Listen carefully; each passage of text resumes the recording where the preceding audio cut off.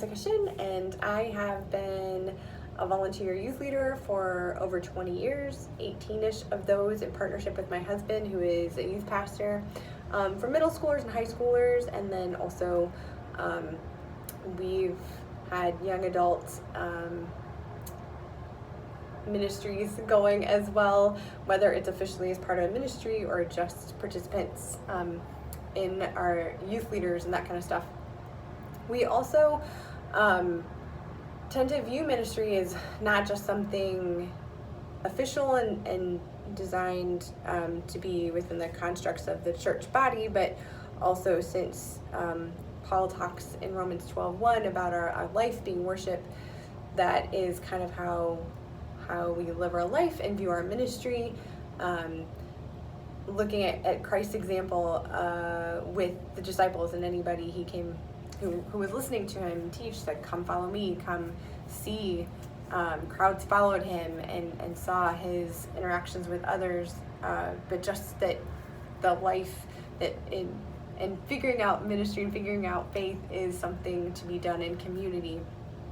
So that is how we live our faith, and also our doubts and our struggles. So within that, we tend to, I don't know, maybe because we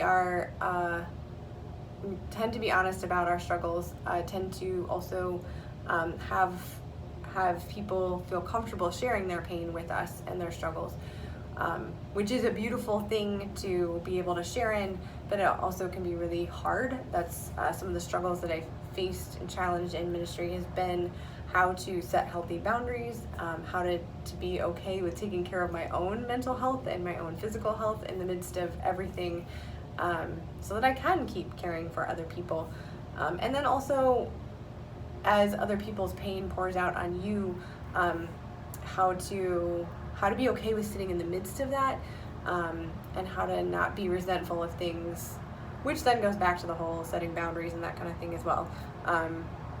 And I think we really struggle with that as a church, whether it's sitting with people in their mess or allowing people space and grace to say, I'm hurting, I can't do this, instead of demanding things. Fast-paced schedules are intense and hard to keep track of. And they have been a part of my life, where things are just never ending, but it's also, I've been learning how to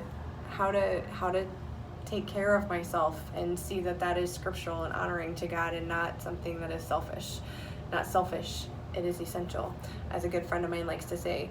So I would say that those are the two biggest things in ministry over the years, has been how to handle my own pain and how to react to other people's pain in a way that offers space and grace. And the things that have helped me stay focused really has been the body of Christ. It was important for Jesus to set that up and also to live that example with the disciples. And so I've tried to model that in my own life, have my own community, whether it's being a part of the church that I attend, but I also have a group of women that I interact with outside of that. That's looked like different things throughout the years. Sometimes it's physical in-person interactions, and sometimes it's just social media connecting with each other. So that's been a lot of healing and help in my life, especially because those women, we have a close enough relationship that they can call me out on things, but then also that will sit and cry with me, or pray with me, or struggle with me, or let me say, like, for the 50 millionth time, I'm struggling, instead of making me feel like I have to have it all figured out. And that is a beautiful grace. Also, I really enjoy reading. There's a lot of different voices that have spoken into my life. Dead people, alive people, lots of different people that have been a gift to me. And then also, I believe that God gave us nature and the rhythms of the calendars to be able to teach us of his love, and to teach us of the truth of his grace and mercy, and again, just overwhelming love.